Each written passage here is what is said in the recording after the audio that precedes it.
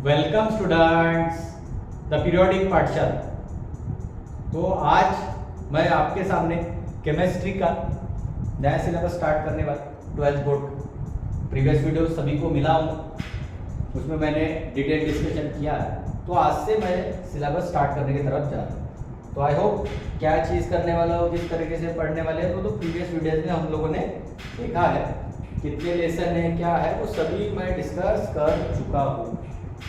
तो आज से हम लोगों का जो मेरा फर्स्ट टारगेट रहने वाला है वो सेक्शन रहने वाला है फिजिकल केमिस्ट्री। कल प्रीवियस वीडियोस में मैंने बताया कि टोटल 6 लेसन है पढ़ना अपने को, जिसमें वेटेज है 30 मोस्ट इंपॉर्टेंट, बहुत बड़ा वेटेज है। तो आपको बराबर एक एक चीज़ कैसे पढ़ना है, क्या, वो सभी चीज़ें मैं आपको करा के देने वाला हूँ। पूरा कॉम्प्रिहेंसिव कोर्स मिलेगा, कोई भी शॉर्टकट नहीं, कुछ नहीं, सभी चीज़ें आपको मिलेंगी। बोर्ड में किस तरीके से क्वेश्चन आते हैं, क्या आते हैं, वो सभी चीज़ें अपने को लेक्चर में बात करना। तो चलो टाइम ना वेस्ट करते हुए हम लोग स्टार्ट करते हैं। तो हम लोग 6 लेसन पढ़ने वाले हैं, उसमें से अभी मैं जो 5 लेसन स्टार्ट करने वाला हूँ उसके बारे में समझो। वो है हमारा आयोनिक इक्विलिब्रियम, मोस्ट इंपॉर्टेंट। बच्चे बोलते हैं सर कंफ्यूजन काफ़ी होता है, हार्ड लगता है। तो मैं बोल रहा हूँ मेरे से पढ़ने के बाद आप लोग पूरे के पूरे मार्क्स लेके आओगे, ये 100% गारंटी। ध्यान रखें, 3rd नंबर का लेसन है, दैट इज आयनिक इक्विलिब्रियम। पढ़ने का तरीका आप कहीं कोई भी लेसन पढ़ा, ऐसा नहीं सीक्वेंसिंग ना, हम लोगों को जिस हिसाब से पढ़ने का तरीका रखना है वो तरीका होता है, ताकि आपका कॉन्फिडेंस ज़्यादा बढ़े। वहाँ पे ये नहीं पूछता कि आप सीक्वेंस से पढ़ गए, क्या है, कैसे भी पूछा जाता है क्या है, क्या नहीं, क्या है, तो सभी चीज़ें अपने को डिस्कस करना है, उसके बारे में आप टेंशन मत। तो आज से हम लोग लेसन स्टार्ट करने वाला, प्लेलिस्ट आपको मिलेगा और प्रॉपरली अपना कॉपी बना लेना, पेन साथ में हो, और लॉग बुक, ये सभी चीज़ें न्यूमेरिकल लेंगे तब तो बताऊंगा सभी चीज़ें। तो वो सभी चीज़ें मैं करके यहाँ पे बताने वाला हूँ। तो उसके बारे में आप लोग हमेशा रेडी रहो, कोई टेंशन रखना नहीं है, आराम से बैठो, पूरे लेक्चर को अच्छी तरीके से आपको देखते रहना, प्रॉपरली नोट्स बनाते रहना, और वही फाइनल नोट्स होंगे। ऐसा नहीं कोई एक्स्ट्रा पब्लिकेशन की बुक नहीं, कुछ नहीं करना पड़ा। जिसने मेरे प्लेलिस्ट को फॉलो किया ना, उसको कुछ नहीं करना पड़ा। YouTube पे इतना अच्छे से कंटेंट आपको दे दूंगा, आपको कहीं पे भी कोई भी बुक रेफर करने की भी जरूरत नहीं पड़ेगी बोर्ड के लिए, ये मेरी गारंटी। तो चलो हम लोग स्टार्ट करते हैं। तो आज मैं आयोनिक इक्विलिब्रियम पे बात करना स्टार्ट करूँ।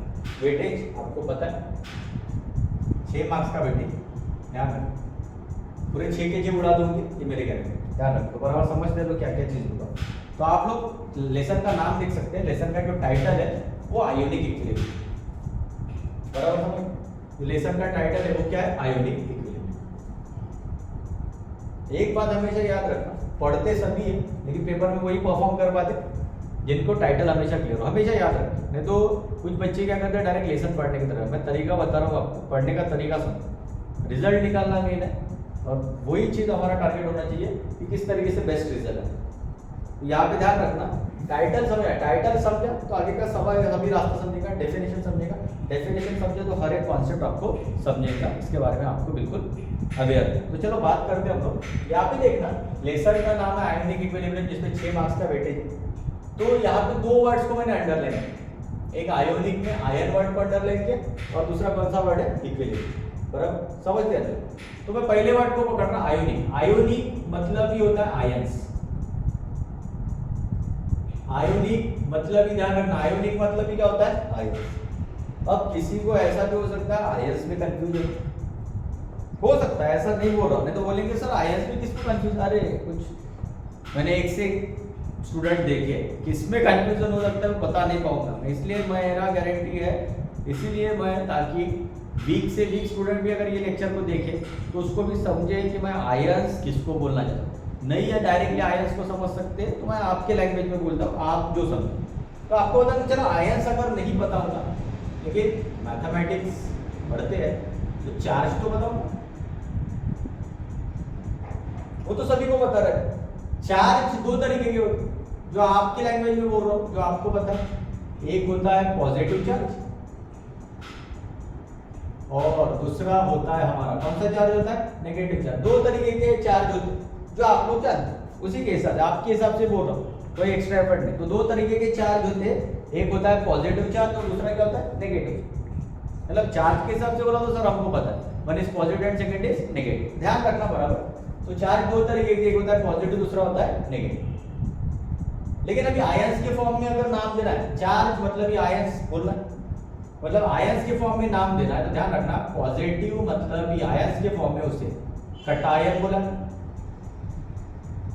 नेगेटिव मतलब ही आयंस के फॉर्म में उसे क्या बोला जाता है, अनायंस बोला। Remember this thing, positive charge मतलब होता है कटायंस बोला जाता है, नेगेटिव चार्ज मतलब होता है अनायंस बोला जाता है। ध्यान रखना पड़ता, दो तरीके के charge, one is positive charge and second is negative charge. Positive मतलब होता है कटायन बोला जाता है और नेगेटिव मतलब क्या होता है, अनायन। तो कंफ्यूजन मत रखना, किसी ने बोला अरे कटायन मतलब इसमें से कटायन कौन है, एग्जांपल दे दिया आपको, पूछा कटायन कौन है, अनायन कौन है, तो ध्यान रखना पड़ा, जो आपको पता है वही बोल रहा हूँ, इसलिए मैं बोल रहा हूँ। किसी को कोई इतना वीक होगा उनको चार्ज आइडेंटिफाई करते नहीं आता, तो रिमेंबर दिस, मैं सभी लेवल के बच्चों के लिए बोलता हूँ, इसलिए ध्यान रखो पॉजिटिव और नेगेटिव। पॉजिटिव चार्ज मतलब कटायन, नेगेटिव चार्ज मतलब अनायन। आज के बाद किसी ने पूछा कंफ्यूजन होना नहीं चाहिए। आई होप पहले वर्ड का मीनिंग क्लियर है सभी।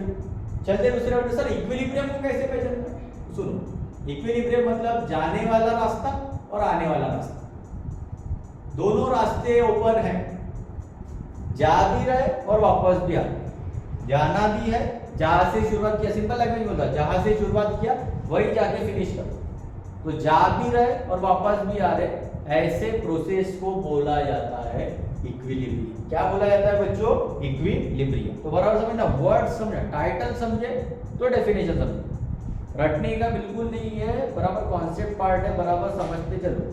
तो आई होप इक्विलिब्रियम का मीनिंग सभी को क्लियर है। इक्विलिब्रियम मतलब डबल एरो, जिस रास्ते से जाएंगे उसी रास्ते से अगर हम लोग वापस आते हैं तो ऐसे जो प्रोसेस होता है उसको क्या बोला जाता है, इक्विलिब्रियम। तो बोल दिया उसने, जिस रास्ते से जा रहे हैं उसी रास्ते से वापस आ रहे हैं, तो ऐसे प्रोसेस को क्या बोलेंगे, इक्विलिब्रियम। किसका इक्विलिब्रियम करना है, आयोनिक। आयोनिक मतलब ही क्या होता है, आयंस, मतलब आयंस का इक्विलिब्रियम करना है, इसीलिए उस लेसन का जो नाम आ रहा है उसे आयोनिक इक्विलिब्रियम बोला जाता है। क्या बोला जाता है, ionic equilibrium. I hope title lesson का सभी को क्लियर है। तो पढ़ने का तरीका समझो, सिर्फ कुछ भी पढ़ना, कैसे भी पढ़ना वैसे नहीं होता है बेटा, पढ़ने का भी तरीका तो उस तरीके से आपको सोचना पड़ता है। उस तरीके से अगर सोचोगे ना तो मेरी गारंटी है आप पूरे के पूरे आउट ऑफ लेते चलोगे हर एक लेसन, इसलिए बराबर ध्यान से समझो। आई होप टाइटल सभी को क्लियर है। वन इज आयोनिक के बारे में मैंने बोला और दूसरा इक्विलिब्रियम। आयोनिक मतलब ही आयंस होता है।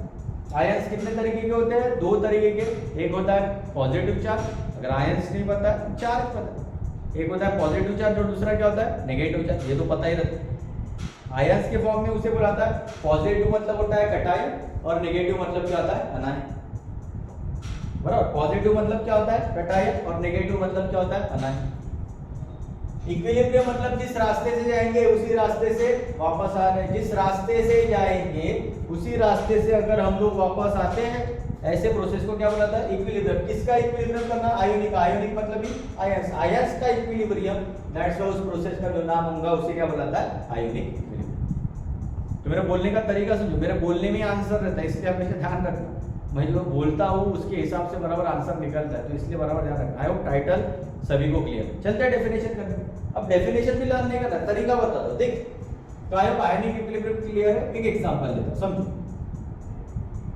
एक एग्जांपल जो आप लोग जानते हैं, ये क्या लिखा है, NaCl। ऐसा कोई नहीं है जो NaCl नहीं जानता, सभी को पता होना चाहिए। उसमें भी स्टूडेंट मिले थे मुझे खतरनाक, किसी को बोला अरे NaCl है क्या, मैंने नमक नहीं बोला, NaCl है क्या, बच्चे एक मिनट की तरह तेरे, कुछ बच्चों को पता था तो रेज योर हैंड, हाथ रेस कर दे। कुछ बच्चे इधर उधर देख रहे, होता क्या, अरे क्या होता NaCl, ये सभी के घर में, कंपनी ने पूछा क्या गाय चाप खाते हो कि टाटा खाते हो, व्हाटएवर जो भी, तो NaCl मतलब होता है नमक, होता है सभी के घर में प्रेजेंट रहता है, तो ध्यान रखना NaCl। तरीका सर, अब देखो क्या कर रहा हूं मैं, क्या कर रहा हूं, एक गंज ले लिया आप लोगों ने, कंटेनर, जिसमें आप लोगों ने पानी ले लिया, ये लो पानी लेता हूं, और ये जो कंटेनर पानी है उसमें मैं NaCl डाला, तो बाहर है NaCl डाला क्या, नहीं बाहर है, बाहर तो यहाँ पे NaCl में देखो दो एलिमेंट है, Na है और दूसरा कौन है, Cl, बराबर।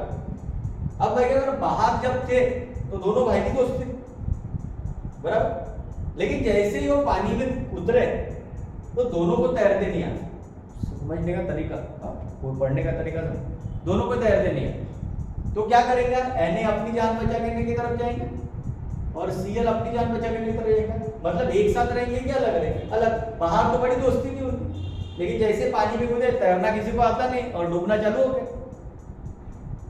तो फिर उस वक्त क्या करेंगे, सभी अपनी अपनी जान बचाएंगे, ऑब्वियस, आपको ही पता है। तो एक Na अपनी जान बचाएगा, Cl, तो ये साथ रह के अलग अलग हो गए। अब याद रखना, जब साथ में थे ना, तब उनके बीच में अगर कुछ है भी, क्या झगड़ा है नहीं है, कुछ भी नहीं दिख रहा था। लेकिन जैसे ही पानी में गए, दोनों अपना अपना रास्ता अपनाना चालू किया। तो ध्यान रखना, जब भी दोनों अगर अलग होते तो अपने साथ खुद के क्या लेके जाते हैं, चार्ज लेके जाते हैं। ध्यान रखना, वो अपने साथ क्या लेके जाते हैं, चार्ज लेके जाते हैं। चार्ज मतलब ही क्या होता है, आयन। तो Na अलग हो जाएगा, तो Na अपने साथ, सभी को पता है Na के ऊपर पॉजिटिव रहता है और Cl के ऊपर क्या रहता है, नेगेटिव। मतलब दोनों पहले साथ में थे, पानी में डालने के दोनों क्या हो गए, अलग। और पानी में डालना, तो ध्यान रखना, जब भी लिखा रहे पानी में डाल रहे, तो वहां पे लिखा था AQ। AQ मतलब होता है एक्वियस। AQ मतलब क्या होता है, एक्वियस, पानी में डालने का। जब भी मैं किसी के नीचे लिखता हूं तो रिमेंबर दिस थिंग, AQ लिखा है तो ये चीज बराबर याद रखना। अगर पानी में डाल रहे, AQ पानी में अगर डाल रहे, तो ध्यान रखना जिसके नीचे भी AQ लिखा रहेगा, मतलब वो जो कंपोनेंट है वो किस में डाला हुआ है, पानी में। तो NaCl किस में डाला हुआ है, पानी में। अब पानी में अगर डाला हुआ है तो आपको पता, दोनों एक में का साथ दे रहे क्या, नहीं, दोनों अलग हो गए। एक Na बनाता और दूसरा क्या बनाता रे, Cl। Na के पास कौन सा चार्ज था रे, पॉजिटिव। Cl के पास कौन सा चार्ज था रे, negative. Are you getting my point? समझ रहा है सभी को? तो देखो तरीका समझो, ये Na पॉजिटिव पानी में हो गया, ये Cl नेगेटिव पानी में हो गया, बराबर। सर ये एग्जांपल समझना है, ये तो ठीक है, समझ गए। मेरा बोलना क्योंकि मुझे डिफाइन कर, और डिफाइन में सिर्फ लिखो ये मैं भी नहीं चाहता, आप लोग समझो इसको, इसीलिए मैंने एग्जांपल लिखा। बोलने का तात्पर्य क्या, जब नमक पानी में जाने का था तो दोनों भाई साथ में थे, मतलब टूटे थे क्या, अलग हुए थे क्या, नहीं। इसलिए जब दोनों साथ में रहते कोई भी चीज, तो उसे बोला जाता है, याद रखना, उसे जब दोनों साथ में रहते हैं तो उस मॉलिक्यूल्स को जो नाम होता है, कौन सा मॉलिक्यूल बोलाता है, अनआयोनाइज्ड मॉलिक्यूल। जो टूटने के हैं अभी तक, जब दोनों साथ में रहते हैं तब उस मॉलिक्यूल्स का जो नाम होता है उसे कौन सा नाम बुलाता है, अनआयोनाइज्ड मॉलिक्यूल। अरे वेटिंग में कोई, लेकिन टूट गए, अलग हो गए, तो एक क्या बना, पॉजिटिव, और दूसरा क्या बना रे, नेगेटिव। बोलो, पॉजिटिव नेगेटिव मतलब ही क्या होता है, आयंस, मतलब अनआयोनाइज्ड मॉलिक्यूल। किसमें कन्वर्ट हो गए रे, आयंस। पहले साथ में थे अब अलग हो गए।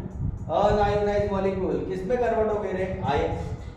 मतलब पहले साथ में थे अब अलग हो गए तो क्या हो गया, आयंस। अब आयंस बन रहा है तो ध्यान रखना, यहाँ पे डबल एरो लगाता हूं क्योंकि इक्विलिब्रियम, तो ध्यान रखना आयंस है तो प्रोसेस का नाम भी क्या होगा, आयोनाइजेशन होगा कि अनआयोनाइजेशन होगा, आयोनाइजेशन। सर कैसे लगा, क्या बन रहा है, आयंस, आयंस बन रहा है तो प्रोसेस का नाम आयोनाइजेशन होगा कि अनआयोनाइजेशन होगा, आयोनाइजेशन।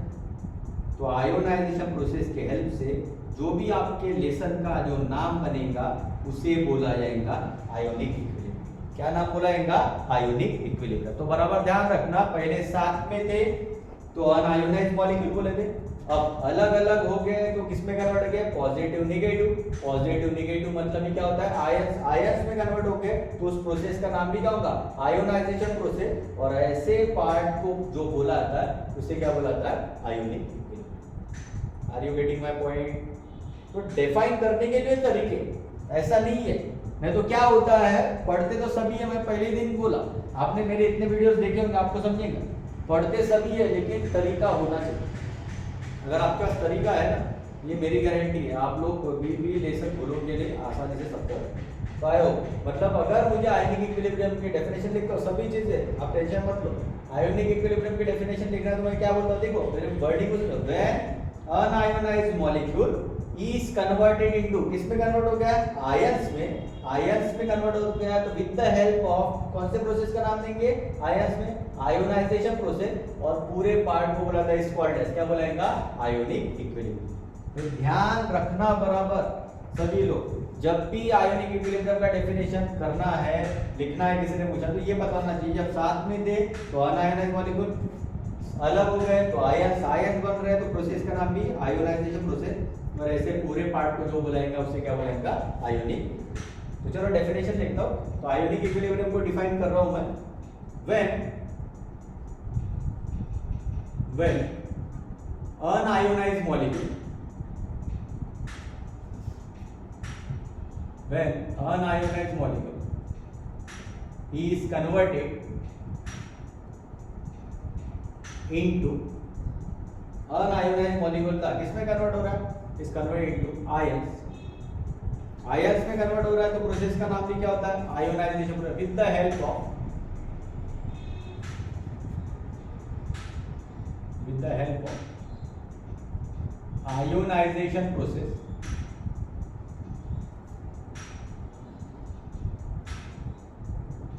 is called as बोला था आयोनिक इक्विलिब्रियम।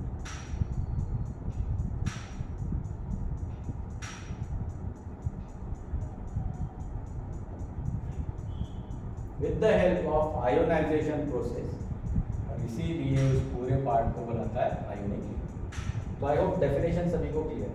बिल्कुल लिखने का तरीका, व्हेन अनआयोनाइज्ड मॉलिक्यूल, देख सकते हो इस कन्वर्टेड इनटू आयंस, आयंस में कन्वर्ट होगी तो प्रोसेस का नाम आयोनाइजेशन प्रोसेस, और ऐसे पूरे पार्ट को जो बुलाएगा उसे क्या बुलाएगा, आयोनिक। आई होप क्लियर है सभी को। बिल्कुल पार्ट पार्ट में सभी चीजें, आज पूरा इंट्रोडक्शन के बारे में बात करना कि इस लेसन में क्या चीज लगने वाली है, कैसे कैसे तरीका है, सभी चीजें। आई होप यहाँ तक क्लियर है सभी को। तो जब भी आयोनिक इक्विलिब्रियम को पढ़ना, ये पहले डिफाइन किस तरीके से बनता है, देखो डिफाइन बनने के लिए पहले ये रास्ता बनाना, ये पढ़ने का तरीका है, बड़ा सब। आई होप डेफिनेशन सभी को क्लियर है। चलते हैं, अब याद रखना, आगे मूव कर रहा हूँ लेसन में। तो जब भी आयोनिक इक्विलिब्रियम को समझना है तो सबसे पहले हमको ये चीज समझना पड़ेगा, मोस्ट इंपॉर्टेंट, एक वर्ड का क्लासिफिकेशन समझना मोस्ट इंपॉर्टेंट। क्या लिखा आपको दिख रहा है, सॉल्यूशन। अगर आयोनिक इक्विलिब्रियम में मुझे आगे मूव करना है तो सबसे पहले आपको एक वर्ड समझना पड़ेगा जिसका नाम है सॉल्यूशन, या ऐसा लिख देता हूं टाइप्स ऑफ सॉल्यूशन, व्हाटएवर। तो ध्यान रखना, सॉल्यूशन दो तरीके के होते हैं, सॉल्यूशन होते हैं दो तरीके। एक सॉल्यूशन का नाम होता है इलेक्ट्रोलाइट सॉल्यूशन,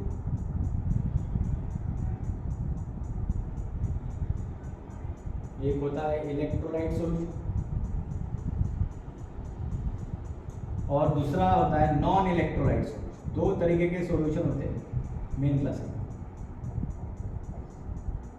एक होता है इलेक्ट्रोलाइट सॉल्यूशन और दूसरा होता है नॉन इलेक्ट्रोलाइट सॉल्यूशन। दो तरीके के सॉल्यूशन आपको मिलते हैं, आपको समझना है क्योंकि ये सब बेसिक है, फंडामेंटल में से, फंडामेंटल समझे तो आगे के सब है। तो दो तरीके के सॉल्यूशन होता है, एक होता है इलेक्ट्रोलाइट सॉल्यूशन और दूसरा क्या होता है, नॉन इलेक्ट्रोलाइट। इलेक्ट्रोलाइट सॉल्यूशन उसे बोला जाता है, सुनना बराबर बात, जिसमें टूटने की क्षमता होती है, जो टूट सकता है उसे कौन सा सॉल्यूशन बोलेंगे, इलेक्ट्रोलाइट सॉल्यूशन। सिंपल लैंग्वेज में बोल रहा हूं, समझ, जिसमें टूटने की क्षमता होती है वो कौन सा सॉल्यूशन होता है, तो उस सॉल्यूशन का नाम होता है इलेक्ट्रोलाइट सॉल्यूशन। कौन सा सॉल्यूशन बुलाता है, इलेक्ट्रोलाइट सॉल्यूशन। जिसमें टूटने की क्षमता होती है ऐसे सॉल्यूशन को कौन सा सॉल्यूशन बुलाता है, इलेक्ट्रोलाइट सॉल्यूशन। तो सर फिर आपका बोला ये है क्या, जिसमें टूटने की क्षमता नहीं होती है उसे कौन सा सॉल्यूशन बुलाता है, non electrolyte solution. Remember this, जिसमें टूटने की क्षमता होती है उसे कौन सा सॉल्यूशन बुलाता है, इलेक्ट्रोलाइट सॉल्यूशन। जिसमें टूटने की क्षमता नहीं होती है उसे कौन सा सॉल्यूशन बुलाता है, नॉन इलेक्ट्रोलाइट सॉल्यूशन। अब ऐसा बोलना मीनिंग को समझने के लिए क्लियर है, लेकिन लिखना ध्यान रखना, जो डिसोसिएट, टूटना मतलब ही क्या होता है, डिसोसिएट। जो डिसोसिएट हो सकता है, जो टूट सकता है, ऐसे सॉल्यूशन को कौन सा सॉल्यूशन बुलाता है, इलेक्ट्रोलाइट सॉल्यूशन। और जो टूट नहीं सकता है, नहीं टूट सकता है मतलब अनडिसोसिएट।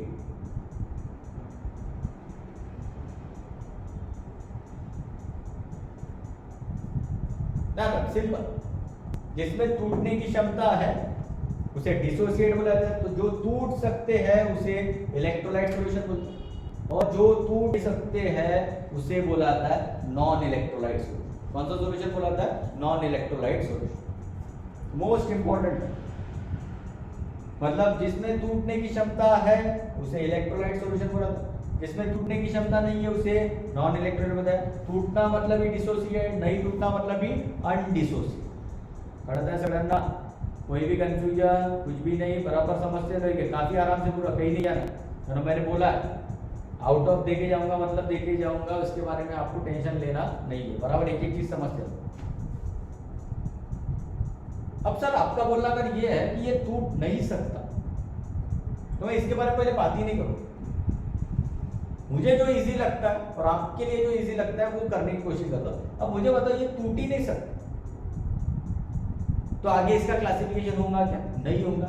कोई चीज मान लो, समझा तो क्या बोलना चाहिए, जैसे मान लो पानी लिया, ग्लूकोज डाला, माना ग्लूकोज का फॉर्मूला सभी को पता है C6H12O6। अगर पानी में डाला तो मान लो बाहर भी C6H12O6 रहा और अंदर भी C6H12O6, मतलब पहले जैसा था वैसा ही, मतलब टूट नहीं पड़ा। जो टूट नहीं सकते उसे क्या बोला जाता है? Non electrolyte. तो जब वो टूट ही नहीं सकता है तो उसका आगे क्लासिफिकेशन होगा क्या? नहीं। तो मैं इस तरीके से पढ़ता था मेरे समझने के लिए कि आगे कोई भी क्लासिफिकेशन नहीं होगा, तो नो टाइप बोल दे। आगे कोई भी क्लासिफिकेशन नहीं है, इसीलिए नो टाइप बोल दूंगा। क्या बोल दूंगा? No type. ध्यान रखना, जो सॉल्यूशन टूट ही नहीं सकता है वो नॉन इलेक्ट्रोलाइट ही कहलाता है, और जो पहले जैसा दिखता था वैसे बाद में दिख रहा है उसका आगे क्लासिफिकेशन होगा क्या? नहीं, उसमें कोई डिफरेंस ही नहीं है। जो पहले जैसे था वैसे बाद में आ रहा है, मतलब उसमें कोई डिफरेंस नहीं है, इसलिए आगे कोई क्लासिफिकेशन बनेगा क्या? नहीं। तो ध्यान रखना बराबर, this is called as non electrolyte. अब सर इलेक्ट्रोलाइट फिर क्या बोल रहा है? इलेक्ट्रोलाइट टूटता है, जो टूट सकता है उसे इलेक्ट्रोलाइट बोलता है। लेकिन टूटने के भी तरीके समझो, दो तरीके से टूट सकता है कंपाउंड। साइकिल बना रहा हो बराबर, समझ।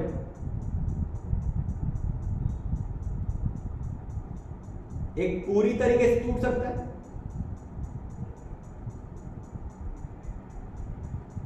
एक पूरी तरीके से टूटेगा दैट इज कंप्लीटली डिसोसिएट, और एक आधी तरीके से टूटेगा that is partially dissociate. Simple language में बोलता हूं, जो पूरी तरीके से टूटेगा उसे कंप्लीटली डिसोसिएट बोलते हैं। बोलने का तात्पर्य है आपके समझने के लिए, अगर मान लो 100% मैंने बोला टूट गया कंपाउंड, 100% टोटल परसेंटेज कितना होता है? 100 सभी को 100% अगर टूट रहा है तो उसे कौन सा डिसोसिएट बोलेंगे? Completely dissociate. और मान लो 100% का मैंने बोला 90% ही टूट रहा है बच्चों, 90% ही टूट रहा है, पूरा तो नहीं टूट रहा। टोटल परसेंट कितना होता है? 100, मतलब 90% टूट रहा है, मतलब पूरी तरीके से टूट रहा है क्या? नहीं। तो that's why this is called as कौन सा डिसऑर्डर बोला था? Partially disorder. ध्यान रखना, टूटने के भी तरीके होते हैं, एक पूरी तरीके से टूट सकता है और दूसरा आधी तरीके से टूट। पूरी तरीके से टूटा तो उसे क्या बोला जाता है? Completely disorder. आधी तरीके से टूटा तो उसे क्या बोला था? Partially disorder. Are you getting my point? समझ रहा है सभी को? तो बराबर समझो, एक एक चीज बिल्कुल डिटेल में, लेकिन काफी फंडामेंटल छोटी छोटी चीज। आई होप यहाँ तक सभी को क्लियर।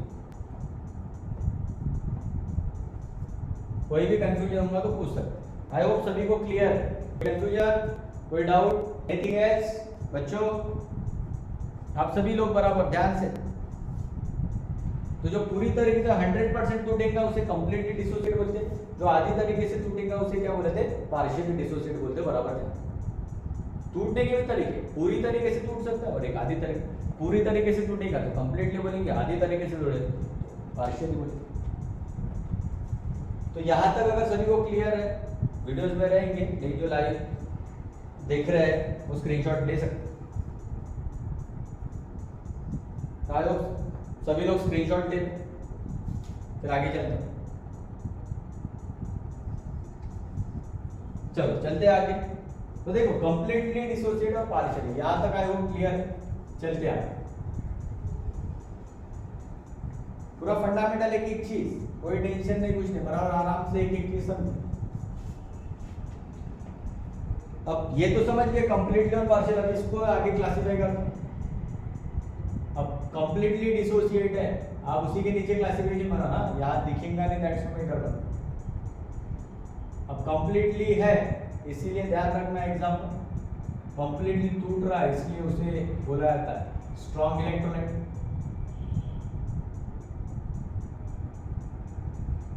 कौन सा इलेक्ट्रोलाइट बोला? Strong electrolyte. जो आधी तरीके से टूटता है पार्शियली, दैट्स व्हाई उसे बोला जाता है कौन सा इलेक्ट्रोलाइट बोला जाता है? Weak electrolyte.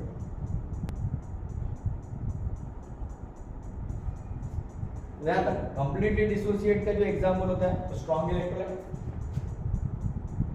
पार्शियली डिसोसिएट का जो होता है वो क्या होता है? Weak electrolyte. अब स्ट्रॉन्ग इलेक्ट्रोलाइट आपको याद होगा, आपने दो टर्म बिल्कुल पढ़े हैं, एक एसिड और दूसरा बेस। तो ध्यान रखना, स्ट्रॉन्ग इलेक्ट्रोलाइट के दो एग्जांपल, एक होता है स्ट्रॉन्ग एसिड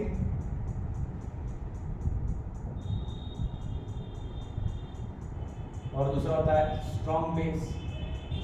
स्ट्रॉन्ग इलेक्ट्रोलाइट का पार्ट निकालो, दो तरीके के, एक होता है स्ट्रॉन्ग इलेक्ट्रोलाइट के दो पार्ट, एक होता है स्ट्रॉन्ग एसिड और दूसरा क्या होता है? Strong base. वैसे वीक इलेक्ट्रोलाइट दो तरीके से होते, एक होता है वीक एसिड और दूसरा होता है वीक बेस। समझो बराबर एक एक चीज, काफी फंडामेंटल, इसके कंफ्यूजन रहेगा ही। तो दो तरीके से होते हैं इलेक्ट्रोलाइट, एक होता है स्ट्रॉन्ग इलेक्ट्रोलाइट होता है और दूसरा होता है वीक इलेक्ट्रोलाइट। स्ट्रॉन्ग इलेक्ट्रोलाइट के दो एक तरीके से होते हैं, एक होता है एग्जांपल स्ट्रॉन्ग एसिड और दूसरा होता है स्ट्रॉन्ग बेस। वीक इलेक्ट्रोलाइट के दो एग्जांपल देखा है, वीक एसिड और दूसरा होता है वीक बेस। अब क्वेश्चन क्या आता है, आप बुक में देखोगे सब डायरेक्ट लिखो, आपने देखा होगा कुछ रिएक्शन, यहाँ तक आए हो सभी को क्लियर है? आपने देखा होगा कुछ रिएक्शन ऐसे लिखोगे जिसमें आपको सिंगल एरो दिखता है, कुछ रिएक्शन ऐसे होंगे आपने देखा होगा जिसमें कौन सा एरो दिखता है? Double arrow. कोई रिएक्शन ऐसे होगा जिसमें सिंगल एरो दिखता है, कोई रिएक्शन ऐसे होगा जिसमें कौन सा एरो दिखता है? Double arrow. ध्यान रखना, कोई रिएक्शन ऐसे जिसमें सिंगल एरो, कोई रिएक्शन इसमें जैसे डबल एरो।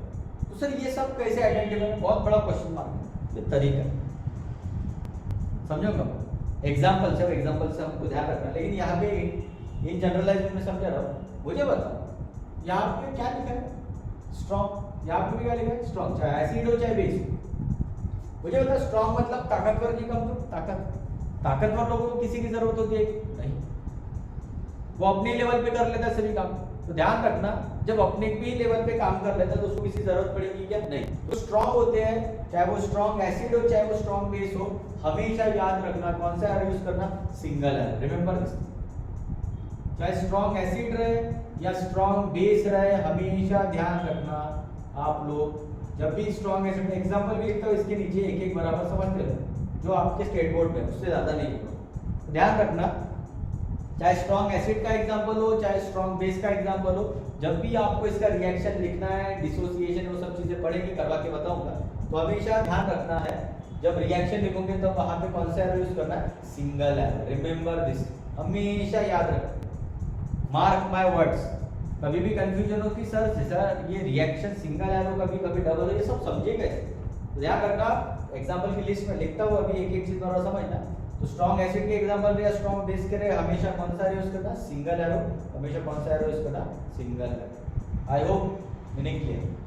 क्योंकि स्ट्रॉन्ग है, स्ट्रॉन्ग मतलब ताकतवर। ताकतवर लोगों को किसी की जरूरत होती है क्या? नहीं होती। ताकतवर लोगों को किसी की जरूरत नहीं होती।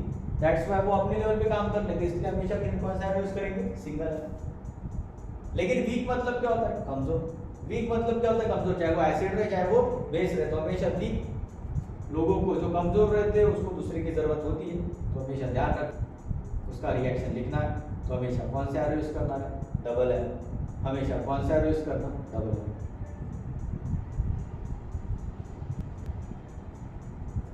ध्यान रखना बराबर, मैं बोला हूं ना, इस लेवल का कंटेंट दूंगा, पूरे के पूरे मार्क्स आएंगे, आप उसका टेंशन मत।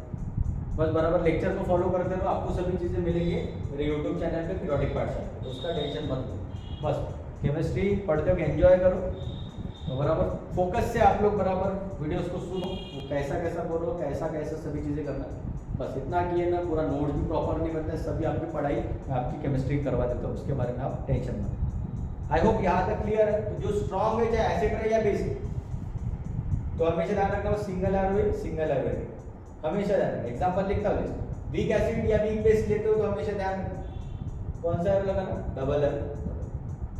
अब पूरा जो लेसन है ना डिपेंड वो एग्जांपल्स पे, एग्जांपल इज इंपॉर्टेंट। तो कुछ लिस्ट है मैं लिखता हूँ, स्ट्रॉन्ग एसिड के एग्जांपल जैसे दिए आपके सिलेबस में, HCl दिया, ये आपको लिस्ट पर ध्यान रखना। HBr दिया, मोस्ट इंपॉर्टेंट HI दिया, चौथा दिया H2SO4 दिया, और पांचवा दिया HN। जितने सिलेबस में बस उतनी ही बात करूंगा, उससे एक्स्ट्रा नहीं, बिल्कुल नहीं करूंगा। जिनका नीट जेई है उसके भी वीडियोस है, उसके लिए अलग से बात करूंगा, वो मिक्स नहीं करता हूँ, मेरा पढ़ाने का तरीका ही अलग है। आपको क्लैरिटी रहे, जिसको क्लैरिटी है ना वो ऐसे ही आप कोई भी एग्जाम अचीव कर लेगा, जिसको क्लैरिटी तो सब मिला तो कोई फायदा नहीं। तो ध्यान रखना, स्टेट बोर्ड के रिगार्डिंग मैंने बोला है, स्टेट बोर्ड ही बात करने वाला हो, कोई और एंटर नहीं होने वाला है। तो स्ट्रॉन्ग एसिड के एग्जाम्पल और याद रखना, HCl होता है, नाम सभी को पता है, अगर लिखना चाहते हो तो लिख सकते हैं, हाइड्रोजन क्लोराइड बोला था, इतना तो जानते हैं। HBr मतलब हाइड्रोजन ब्रोमाइड बोला था, HI मतलब हाइड्रोजन आयोडाइड बोला जाता है, लिख के बताऊंगा सभी, अभी लिखना है तो कर बोल रहा हूँ। H2SO4 मतलब सभी को पता है सल्फ्यूरिक एसिड होता है, और HNO3 मतलब होता है नाइट्रिक एसिड। तो ये 5 एग्जांपल आपको स्ट्रॉन्ग एसिड के ध्यान रखना। स्ट्रॉन्ग बेस के याद रखना 2 एग्जांपल, एक होता है NaOH और दूसरा होता है KOH। 2 एग्जांपल है आपके से, एक होता है NaOH और दूसरा क्या होता है KOH, किसका, strong base. Clear sir? Weak acid का भी है, यस, वीक एसिड के एग्जांपल लिख दो। CH3COOH that is acetic acid, second होता है HCOOH that is formic acid, और दिया HF that is hydrogen fluoride, और चौथा है H2S। जितने हैं उतने ले हाइड्रोजन सल्फर। तो ये 4 एग्जांपल, ये 2 example strong base, 4 example base. Weak base के भी 3 एग्जांपल, इतनी लिस्ट आपको याद रखो।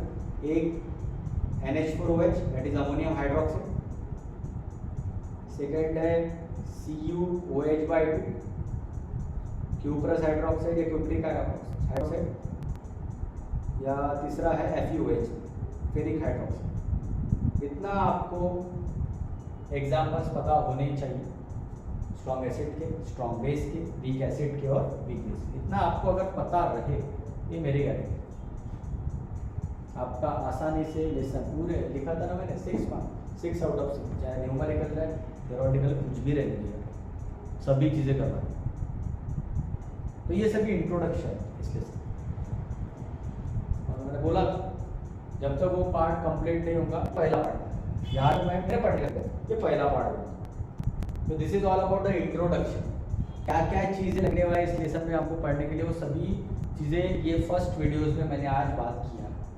तो आई होप सभी एक एक चीज़ स्टेप बाय स्टेप चला हो, कोई भी घाई नहीं, कहीं नहीं, मैंने पहले बोला आराम आराम से सभी चीज़ें करते जाता, टेंशन मत लो सिलेबस का, कब कहाँ स्पीड पकड़ना वो मुझे पता है, वो सभी चीज़ें मैं करवा दूंगा, उसके बारे में आप टेंशन।